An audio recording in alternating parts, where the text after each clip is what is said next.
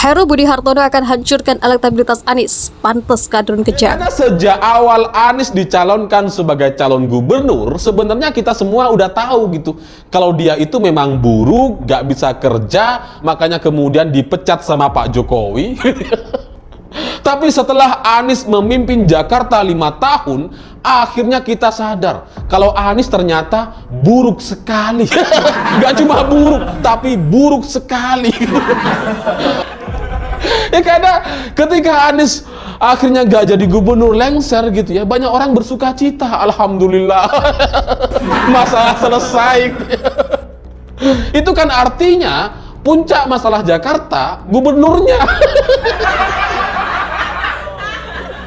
Dan menurut saya sosok seorang Heru Budi memang tepat sekali. Dia seorang birokrat yang handal tulen, pernah menjadi wali kota Jakarta Utara, dan selama mengikuti Presiden Jokowi menjadi kepala sekretariatan Presiden, semuanya pekerjaannya perfect, 9,9 nilainya. Dan ini yang sosok yang sangat menarik, karena ini di luar ekspektasi atau harapan dari kelompok-kelompok pencinta gubernur yang sekarang, Anies Baswedan. Mereka agak kemeriang, ketakutan. Karena apa? Tahu persis bagaimana seorang sosok Heru Budi. PKS mengatakan harusnya dipilih orang netral. Trut, orang netral apa? Pemilihan pejabat gubernur itu adalah hak prerogatif presiden.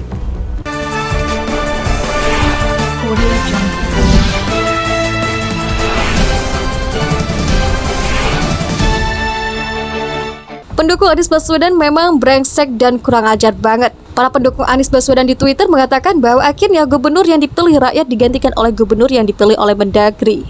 Mengatakan Bapak Heru bukan pilihan rakyat adalah hal yang wajar sebetulnya dan itu sesuai fakta. Tapi ada satu lagi hal yang jauh lebih menyakitkan yang merupakan fakta pahit bahwa Anies Baswedan sebetulnya bukan dipilih oleh rakyat. Anies Baswedan dipilih oleh politisasi ayat dan mayat yang artinya dipilih langsung oleh mayat. Teror-teror yang terjadi di DKI Jakarta pada waktu 2017 silam sangatlah mengerikan, membuat kita sama-sama tahu bahwa betapa kelamnya demokrasi di Indonesia pada saat itu.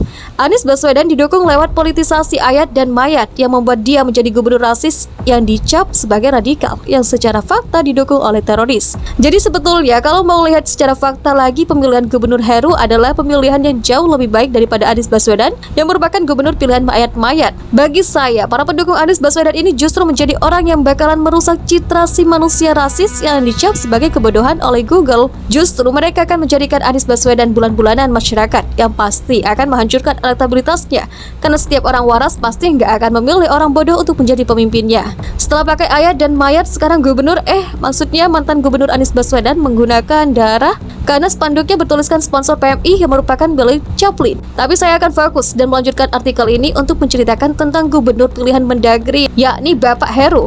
Bapak Heru ini adalah orang yang bukan sembarangan dan berpengalaman banget di dalam tata kota DKI Jakarta. Dia adalah gubernur yang memiliki rekam jejak wali kota Jakarta Utara beberapa tahun lalu sebelum dilantik menjadi staf khusus presiden.